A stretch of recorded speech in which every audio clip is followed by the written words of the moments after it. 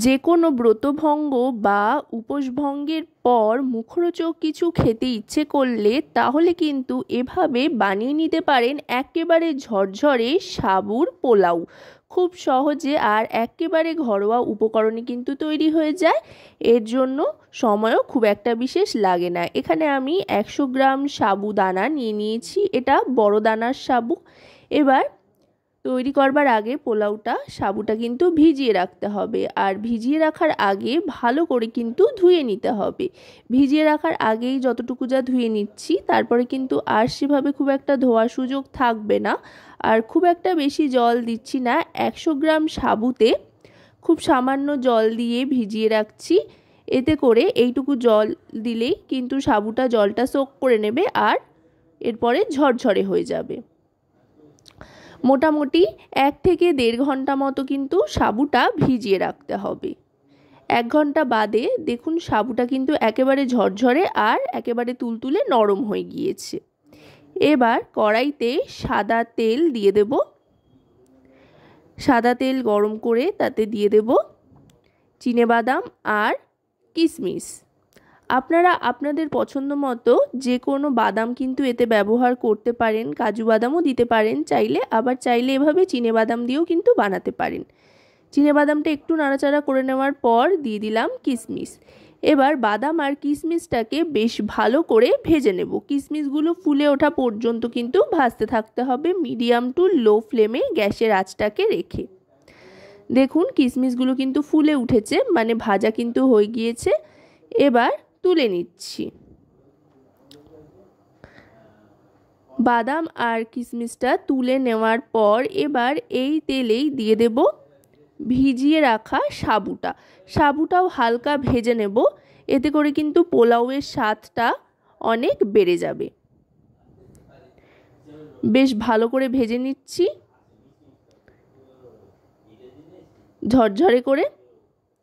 এমনিতেই পুরোটাই ঝরঝরে রয়েছে, ভেজে নিলে খুব সুন্দর একটা টেক্সচার আসবে। এবার এটাও তুলে নেব। সাবুটাও কিন্তু ভাজা হয়ে গিয়েছে। সাবুটাও তুলে নেবার পর আরও খানিকটা তেল কিন্তু অ্যাড করতে হবে, অবশ্যই সাদা তেল। তারপর তাতে দিয়ে দিচ্ছি ছোট ছোট করে টুকরো করে রাখা আলু। সবজিগুলো যতটা ছোট করে কাটা যায় ততই কিন্তু রেসিপির টেস্ট বাড়বে এক্ষেত্রে।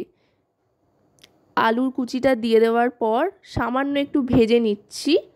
আলুটা অর্ধেক ভাজা হয়ে আসলে তারপর এর মধ্যে দিয়ে দেব একই রকমভাবে টুকরো করে কেটে রাখা গাজর। গাজরটাও একটু ভেজে নেব। আপনারা কিন্তু আপনাদের পছন্দ মতো যে কোনো সবজি এর মধ্যে দিতেই পারেন, যেগুলো খুব সহজ পাচ্য হয় সাধারণত। বিনস, মটরশুঁটি সবই চাইলে এতে অ্যাড করতে পারেন। এবার দিয়ে দিলাম ছোট করে কেটে রাখা ক্যাপসিকামের টুকরোগুলো। একই রকম সাইজে কিন্তু মোটামুটি সব কেটে নিয়েছি। এবার ভালো করে ভেজে নেব। আশা করব রেসিপিটি আপনাদের ভালো লাগবে। ভালো লাগলে অবশ্যই রান্নাবাটি চ্যানেলটিকে সাবস্ক্রাইব করে লাইক, শেয়ার, কমেন্টের মাধ্যমে আমাদের পাশে থাকবেন। আর পাশে থাকা বেল আইকনটি অন করে দেবেন। যেহেতু উপোস বা ব্রতের জন্য বানানো হচ্ছে, সেই জন্য সন্দব লবণ ব্যবহার করলাম, আর দিয়ে দিলাম গোলমরিচ পরিমাণ মতো, আর দিয়ে দিলাম সামান্য একটু হলুদ। চাইলে আপনারা হলুদটা অ্যাভয়েড করতে পারেন, আর যদি মনে করেন তো হলুদ দিতে পারেন।